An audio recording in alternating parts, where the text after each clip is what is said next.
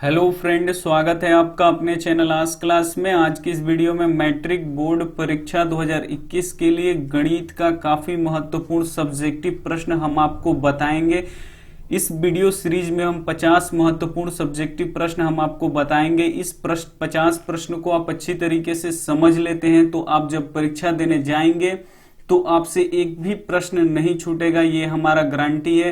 पहले पार्ट में हम 5 प्रश्न करवा चुके हैं और दूसरे पार्ट है ये वीडियो का, इसमें भी हम आपको 5 प्रश्न करवाएंगे। काफी महत्वपूर्ण प्रश्न होंगे। अगर पार्ट 1 को आपको देखना है तो लास्ट में आपको सजेस्टेड वीडियो आएगा स्क्रीन पे, उस पे पार्ट 1 यहाँ पे लिखा होगा, तो उसको क्लिक करके स्क्रीन से आप देख सकते हैं। अगर अभी तक आपने चैनल को सब्सक्राइब नहीं किया तो सब्सक्राइब कर दीजिए, वीडियो को लाइक कर दीजिए, अपने दोस्तों के पास शेयर कीजिएगा और शुरू से अंत तक देखिएगा, तभी मेरे भाई आपको फायदा होगा, अन्यथा नहीं हो पाएगा। आधा अधूरा देखिएगा तो आधा अधूरा ज्ञान रहेगा। आइए शुरू करते हैं यहाँ पे पहले नंबर प्रश्न से। तो यहाँ पे देखिए पहला प्रश्न काफी महत्वपूर्ण है। तो यहाँ पे हम आपको पहला प्रश्न बता रहे हैं, देखिए क्या बोल रहा है। पहला प्रश्न है मान निकालें। ऐसे प्रश्न आता है यहाँ पे देखिए 2 tan square 45 degree plus cos square 60 degree plus sine square 60 degree बोल रहा है, इसका मान निकाल देना है। तो कैसे निकालेंगे, तो सबसे पहले देखिए कैसे बनाते हैं, परीक्षा में कैसे बनाएंगे। यहाँ पे हल लिखेंगे और जो प्रश्न होगा क्वेश्चन पेपर पे उसको हम लोग क्या करेंगे, जो उत्तर पुस्तिका होगा उस पे सेम पहले प्रश्न उतारेंगे। तो जो ये प्रश्न है उसको उतारेंगे हम यहाँ पे 2 tan स्क्वायर ए, यहाँ पे लिख रहे हैं tan स्क्वायर 45 डिग्री, फिर प्लस है तो प्लस, ध्यान से क्वेश्चन उतारिएगा, थोड़ा सा मिस्टेक होगा आपसे तो अलग ही आंसर आ जाएगा। प्लस यहाँ पे साइन स्क्वायर 60 डिग्री, तो यहाँ पे लिख देंगे हम लोग साइन स्क्वायर 60 डिग्री। तो उसके बाद आपको क्या करना है कि जो त्रिकोणमिति का टेबल होता है वो आपको जो मान वैल्यू वाला जो थीटा का जो टेबल होता है वो आपको याद होना चाहिए कि tan 45 डिग्री का मान कितना होगा, cos 60 डिग्री का मान कितना होगा, sin 60 डिग्री का मान कितना होगा। ये आपको टेबल याद होना चाहिए और इन सभी का मान आपको याद होना चाहिए, तभी ये प्रश्न आप बना सकते हैं। अगर नहीं पता होगा तो आपसे नहीं बन पाएगा। तो आप उस चार्ट को याद कर लीजिएगा, काफी आसानी होगी आपको बनाने में। तो यहाँ पे देखिए उसके बाद क्या करेंगे, तो 2 है तो 2 लिखेंगे। उसके बाद ध्यान से देखिए tan 45 का मान कितना होता है, 1 होता है। तो सबसे पहले यहाँ पे देखिए 2 बीच में कुछ का चिन्ह नहीं होता है, यानी गुणा का चिन्ह होता है, ये आपको ध्यान में रखना है। तो 2 गुणे, उसके बाद देखिए tan स्क्वायर 45 है, तो यहाँ पे देखिए tan 45 का सबसे पहले मान क्या होगा आपको पता होना चाहिए। तो tan 45 का मान कितना होता है, 1, तो 1 लिख देंगे। इसके बाद यहाँ पे ऊपर में देखिएगा तो स्क्वायर है, तो यहाँ पे हम कर देंगे स्क्वायर, हो गया। प्लस है तो यहाँ पे रख देंगे प्लस। अब यहाँ पे देखिए cos 60 का मान आपको पता होना चाहिए। तो cos 60 का मान कितना होता है, 1/2 होता है, तो हम लिख देंगे यहाँ पे 1/2। और यहाँ पे देखिए स्क्वायर है, तो यहाँ पे देखिए पूरा 1/2 को हम क्या कर देंगे, स्क्वायर कर देंगे। प्लस है तो यहाँ पे क्या कर देंगे, प्लस कर देंगे। उसके बाद देखिए साइन 60 का आपको मान याद होना चाहिए। तो साइन 60 का मान कितना होता है, √3 और बट्टा क्या होता है 2, और यहाँ पे स्क्वायर है तो पूरा का हम क्या कर देंगे, स्क्वायर कर देंगे। अब यहाँ पे देखिए कैसे बनाया जाता है, 2 है तो 2 लिख देंगे और 1 का स्क्वायर, स्क्वायर यानी यहाँ पे देखिए 1 का स्क्वायर, इसका मतलब क्या है, 1 2 बार गुणा होगा। अगर 1 का पावर 3 होता है यानी 1 कितना बार गुणा होता, 3 बार गुणा होता। 1 कितना बार गुणा होता, 3 बार गुणा होता। तो यहाँ पे 1 का स्क्वायर है तो 1 में 1 से गुणा करेंगे तो कितना होगा, 1 होगा, तो यहाँ पे लिख देंगे 1। प्लस देखिए उसके बाद देखिए यहाँ पे 1/2 का यहाँ पे स्क्वायर है, नहीं 1/2 2 बार गुणा होगा। तो 1/2 कितना बार गुणा होगा, 2 बार, तो हम यहाँ पे लिख दे रहे हैं। ऊपर में 1 से गुणा होगा तो 1, और नीचे 2 दूना कितना होगा 4, यानी 1/2 का स्क्वायर कितना होगा, यहाँ पे देखिए 1/4, तो यहाँ पे लिख देंगे हम 1/4। प्लस है तो प्लस, अब ये भी कितना बार गुणा होगा, 2 बार गुणा होगा क्योंकि ये स्क्वायर है। तो यहाँ पे देखिए √3/2 और गुणे यहाँ पे हम लिख दे रहे हैं √3 बटा यहाँ पे लिख दे रहे हैं 2। अब ये 2 बार गुणा होगा ऊपर में तो √9 हो जाएगा यहाँ पे, और बट्टा 2 दूना कितना हो जाएगा 4। 9 का वर्गमूल कितना होगा आपको पता होना चाहिए, 9 का वर्गमूल 3 होता है, और यहाँ पे देखिए 4 है तो यहाँ पे लिख देंगे 4। ऊपर में रूट है इसीलिए उसका वर्गमूल निकाले, और नीचे में रूट नहीं है तो उसको वैसे लिख देना है, यानी कितना हो जाएगा 3 बट्टा कितना हो जाएगा 4। अब देखिए यहाँ पे 2 में 1 से गुणा होगा तो कितना होगा 2 हो जाएगा, और प्लस 1 यहाँ पे 4 हो जाएगा, और प्लस यहाँ पे देखिए 3/4। अब आपको क्या कर देना है, बट्टा का जोड़ बना देना है। तो बट्टा का जोड़ आपको आना चाहिए।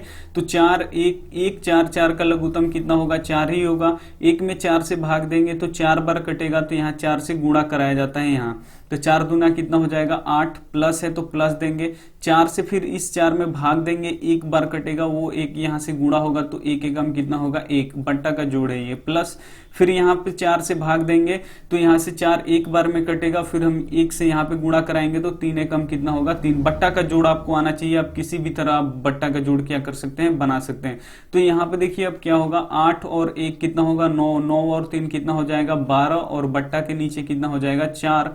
अब ये कटेगा तो 4 3 कितना हो जाएगा 12, 3 बार में कटेगा यानी क्या हो जाएगा 3, हमारा क्या हो जाएगा सही जवाब हो जाएगा, जो आंसर हो जाएगा। अब इस तरीके का आपका कोई भी प्रश्न मिलेगा आप आसानी से उसे परीक्षा हॉल में सॉल्व कर सकते हैं बिना टेंशन से। लेकिन कब आप सॉल्व कर सकते हैं, जब आपको ये त्रिकोणमिति का जो थीटा का मान होता है वो टेबल होता है वो आपको याद होना चाहिए, तब आप बना सकते हैं। आइए देखते हैं दूसरा प्रश्न। अगर अच्छा लगा हो वीडियो तो जरूर लाइक कर दीजिए। यहाँ पे देखिए दूसरा प्रश्न काफी महत्वपूर्ण है।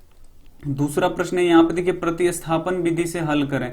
यहाँ पे बोला गया है कि 2 समीकरण दे दिए है, इसको बोलेगा कि प्रतिस्थापन विधि से हल करें, विलोपन विधि से हल करें, किसी भी विधि से आपको हल करने के लिए बोल देगा। लेकिन यहाँ पे बोला गया है प्रतिस्थापन विधि से, तो आइए देखते हैं इसको प्रतिस्थापन विधि से कैसे हल किया जाता है। तो सबसे पहले यहाँ पे लिखेंगे, प्रश्न होगा ये आपके प्रश्न बुक पे, प्रश्न पेपर पे, उसको हम सबसे पहले किस पे उतारेंगे, जो उत्तर पुस्तिका होगा उस पे ऐसे हल लिख के जितना नंबर प्रश्न होगा उतना का उत्तर यहाँ पे लिखेंगे। पहले समीकरण को हम मान लेंगे कि ये समीकरण 1 है, तो यहाँ पे लिखेंगे 3x यानी 3x प्लस यहाँ पे 4y बराबर यहाँ पे लिख देंगे -6, इसको समीकरण 1 मानेंगे, और इस वाले को समीकरण हम 2 मानेंगे, तो इसको भी उतारेंगे 3x माइनस y बराबर यहाँ पे लिख देंगे 9, इसको मानेंगे हम समीकरण क्या मानेंगे, समीकरण 2।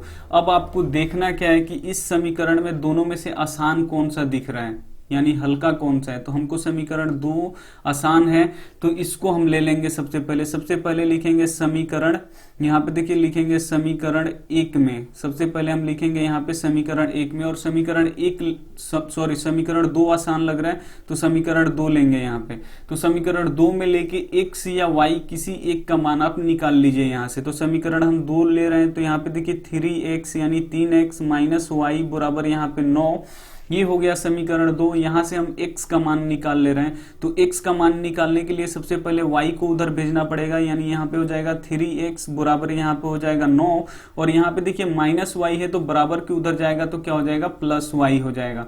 अब यहाँ पे देखिए सिर्फ हमको x का मान चाहिए, तो सबसे पहले यहाँ पे देखिए 3 है, इधर गुणा कर रहा है, गुणा में है तो उधर जाएगा तो क्या करेगा भाग करेगा, यानी x बराबर कितना हो जाएगा 9 प्लस y और बट्टा कितना हो जाएगा 3, यानी x का मान कितना निकल गया 9 प्लस वाई बटा 3। और एक बात का ध्यान इसमें रखा जाता है ये कि ये समीकरण 2 से मान निकला है, तो इसको 2 में नहीं रखा जाएगा, किस में रखा जाएगा, हमेशा समीकरण 1 में रखा जाएगा। तो यहाँ पे अब हम लिखेंगे कि x का मान समीकरण 1 में रखने पर, तो यहाँ पे देखिए हम एक लाइन ऐसे खींच दे रहे हैं, यहाँ पे लिख रहे हैं कि x का जो मान है, x का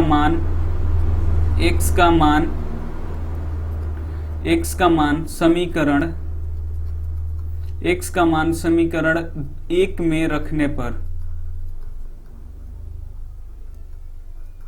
1 में रखने पर, तो एक बात को आपको ध्यान रखना है कि ये समीकरण 2 में से निकला है, तो समीकरण 2 में फिर नहीं रखेंगे, नहीं तो नहीं निकल पाएगा। इसको कहां पे रखना पड़ेगा, समीकरण 1 में रखना पड़ेगा। तो सबसे पहले समीकरण 1 यहाँ पे उतारेंगे, यहाँ पे देखिए 3x प्लस यहाँ पे 4y बराबर कितना है -6, तो यहाँ पे लिख देंगे -6। उसके बाद यहाँ पे देखिए x की जगह पे हम लोग क्या रख देंगे 9 प्लस y, तो यहाँ पे देखिए x है तो सबसे पहले 3 गुणा में है तो गुणा में लिख देंगे, और x की जगह पे हम लोग क्या लिखेंगे 9 प्लस y और बट्टा 3 है तो यहाँ पे लिख देंगे 3। उसके बाद देखिए यहाँ पे प्लस है तो प्लस, उसके बाद 4y है तो ज्यों का त्यों है उसको उतार देंगे, 4y बराबर यहाँ पे -6 है तो -6। अब यहाँ से देखिएगा 3 से 3 ये क्या हो जाएगा कट जाएगा। उसके बाद ध्यान दीजिए यहाँ पे ऊपर में क्या बचेगा 9 प्लस यहाँ से y बचेगा, और यहाँ पे प्लस बचेगा और 4y बचेगा, तो यहाँ पे 4y बराबर -6 है तो हम यहाँ पे लिख देंगे -6। अब देखिए 2y है, इसको सबसे पहले हम जोड़ लेंगे, अगला काम यही होगा। तो 1y और 4y मिलके कितना हो जाएगा, यहाँ पे 5y हो जाएगा, बराबर यहाँ पे क्या है -6 तो -6 कर देंगे।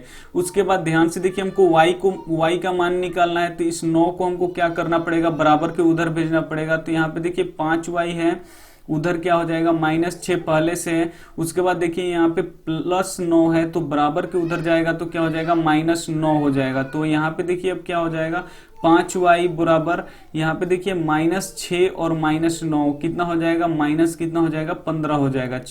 और यहाँ पे देखिए y का मान निकालना है तो 5 इधर गुणा कर रहा है तो उधर आके क्या करेगा भाग करेगा, यानी y बराबर कितना हो जाएगा -15 और बट्टा कितना हो जाएगा यहाँ पे 5 हो जाएगा। अब कटा दीजिए इसे, 5 तिया 15, यानी y का मान यहाँ पे देखिए माइनस में निकल गया, माइनस क्या हो जाएगा 3, y का मान निकल गया। अब x का मान निकलना है तो अब इसे समीकरण 1 या समीकरण 2 किसी में भी अब इस मान को रख सकते हैं। तो यहाँ पे देखिए आपको जो आसान लगे उसमें आप रख दीजिए। तो हमको समीकरण 2 आसान लग रहा है, हम इसमें रख दे रहे हैं। यहाँ पे लिख देंगे y का मान समीकरण 2 में रखने पर, तो यहाँ पे देखिए लिख देंगे y का मान समीकरण, यहाँ पे लिख देंगे y का मान समीकरण 2 में रखने पर, समीकरण 2 में रखने पर। तो यहाँ पे लिख के y का मान यहाँ पे समीकरण 2 में रखने पर, समीकरण 2 यहाँ पे लिखेंगे 3x माइनस वाई बराबर यहाँ पे क्या लिख देंगे 9।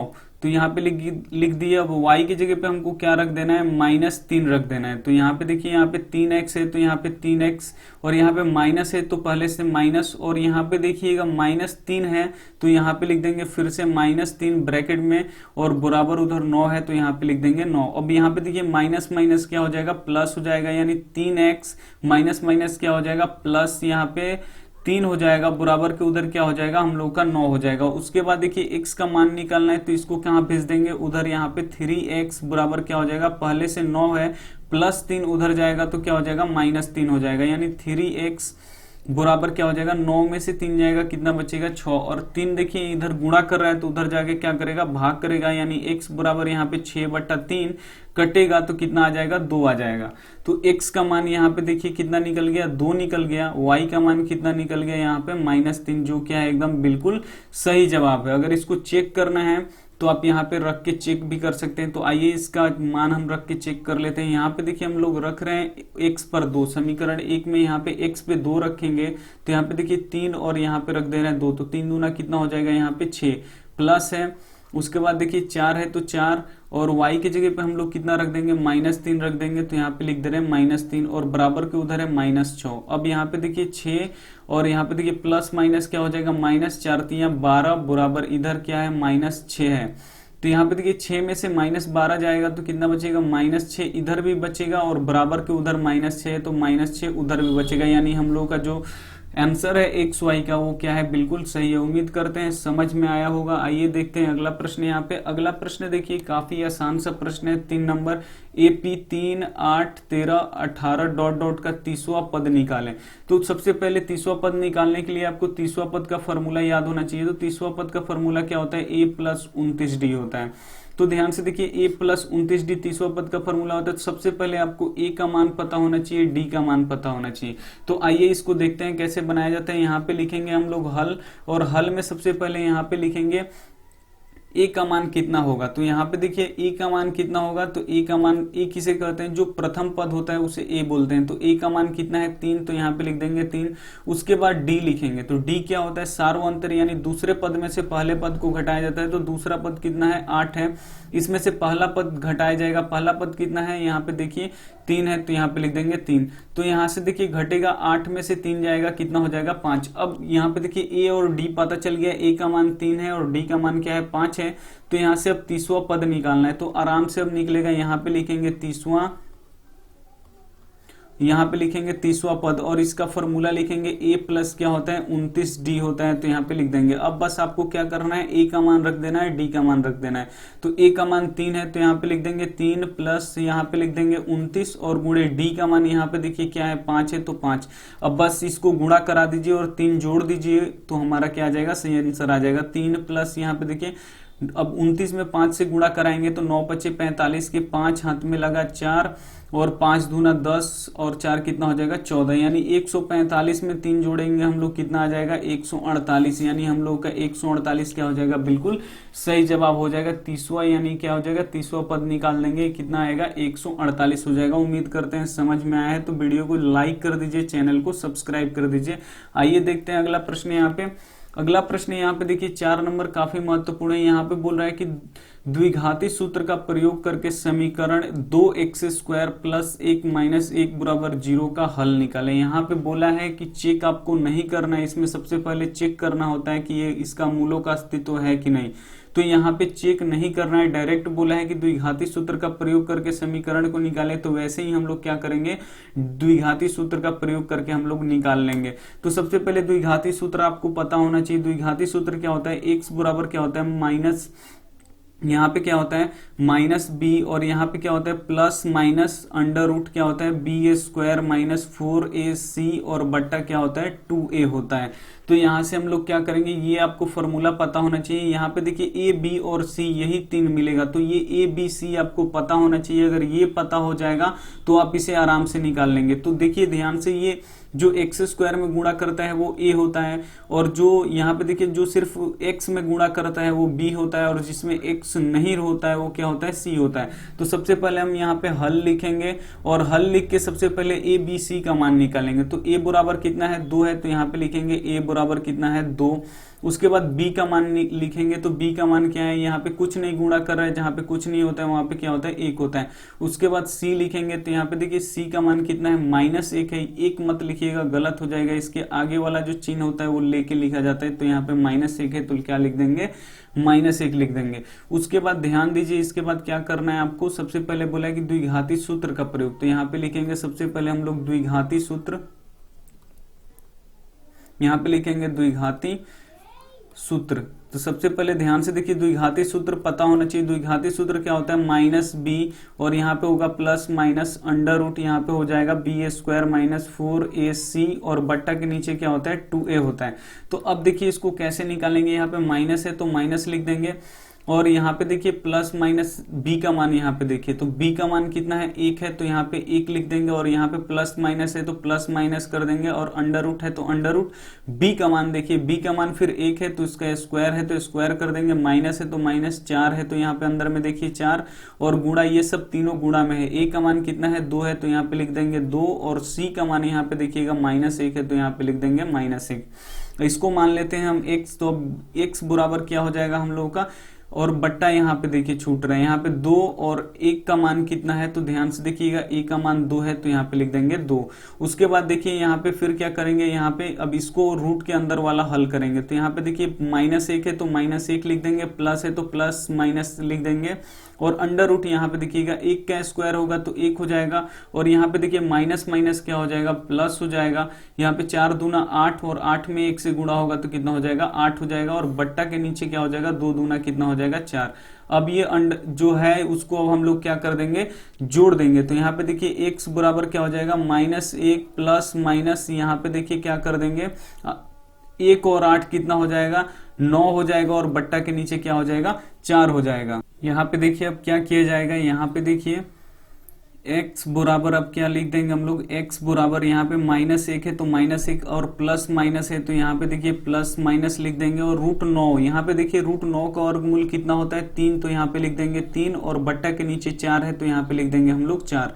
तब देखिए x बराबर क्या आ जाएगा हम लोगों का, यहाँ पे -1, और यहाँ पे देखिए ये प्लस माइनस है तो इसको अब अलग कर देंगे, एक बार प्लस में लेंगे एक बार माइनस में। तो यहाँ पे हम एक बार प्लस में लेंगे और यहाँ पे लिख देंगे +3 और बट्टा 4। एक बार x का मान ऐसे निकालेंगे तो यहाँ पे देखिए 3 में से 1 चला जाएगा, यानी कितना बचेगा 2 बट्टा यहाँ पे 4 बचेगा, कटेगा तो कितना आ जाएगा 1 बट्टा कितना आ जाएगा 2 आ जाएगा।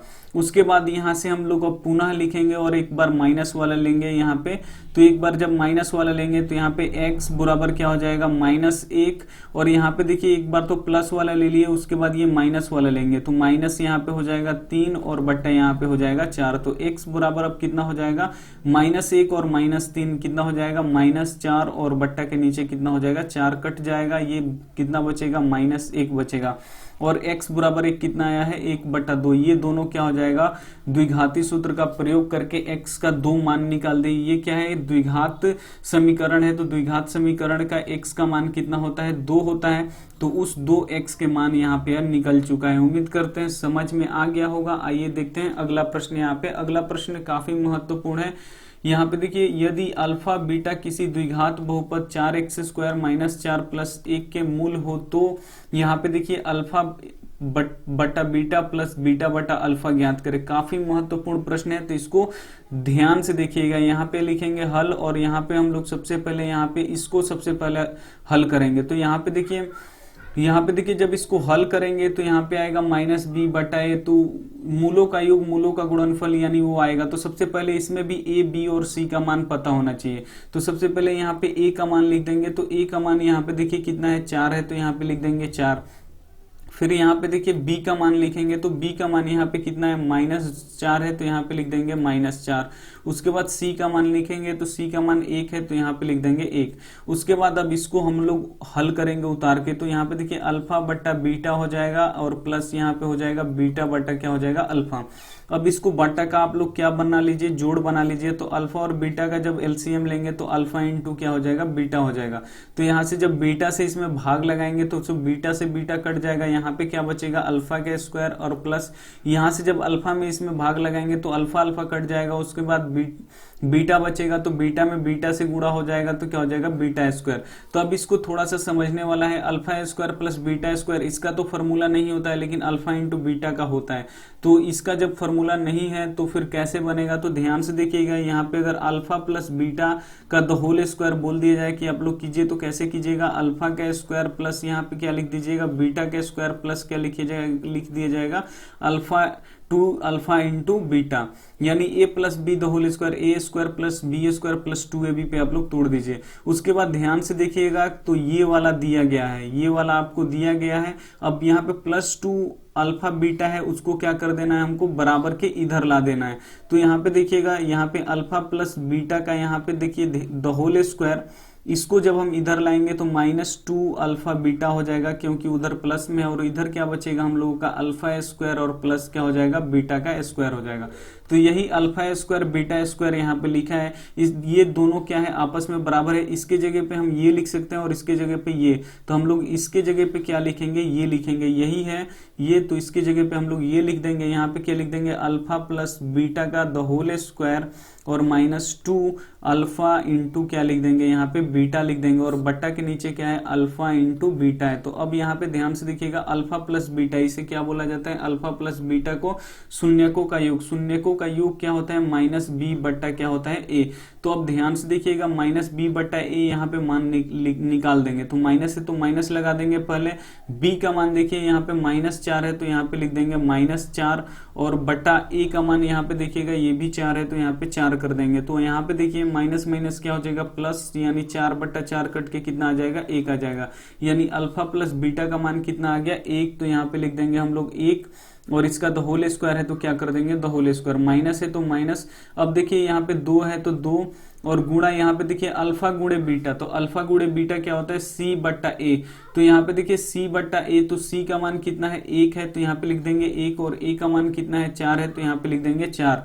तो यहाँ पे लिख देंगे 1/4, और बड़ा वाला बट्टा है तो दे देंगे। और फिर नीचे बोल रहा है अल्फा गुणे बीटा, तो अल्फा गुणे बीटा अभी निकाला है। यहाँ पे अल्फा गुणे बीटा क्या होता है, c बट्टा है, और c बट्टा a का मान कितना निकला है, 1/4। तो यहाँ पे भी लिख देंगे हम लोग 1/4। अब देखिए हम यहाँ पे क्या करेंगे, ऊपर में अब ध्यान से देखिएगा, यहाँ पे देखिए अब ऊपर में क्या करेंगे, 1 का स्क्वायर है, तो यहाँ पे क्या कर देंगे हम लोग, 1 का स्क्वायर है कितना होता है, 1 होता है, तो 1 लिख देंगे। और यहाँ से देखिए 2 दूना क्या होता है, 4 कट जाएगा, यानी -1 बट्टा क्या हो जाएगा, 2 हो जाएगा ऊपर में, और बट्टा के नीचे भी 1/2 है, तो यहाँ पे लिख देंगे 1/2। अब यहाँ पे देखिए ये बट्टा का घटाव है, तो इसको हम बना लेंगे। यहाँ पे देखिए जो बट्टा का घटाव है उसे हम बना लेंगे। तो यहाँ पे क्या हो जाएगा, 2 में से 1 जाएगा, ये कितना बचेगा, 1/2, और बड़ा बट्टा के नीचे भी कितना बचेगा, यहाँ पे 1 क्या बचेगा, 2 बचेगा। तो सबसे पहले ध्यान से देखिए ये क्या हो जाएगा, 1/2, 1/2 कट के कितना हो जाएगा, 1 क्या हो जाएगा, हम लोग का बिल्कुल सही आंसर हो जाएगा। उम्मीद करते हैं वीडियो अच्छी लगी हो तो वीडियो को लाइक कीजिए, अपने दोस्तों के पास शेयर कीजिए। अगर चैनल को अभी तक सब्सक्राइब नहीं किया तो सब्सक्राइब कर दीजिए। Thank you for watching. मिलते हैं अगले वीडियो में, तब तक अपना ध्यान रखें।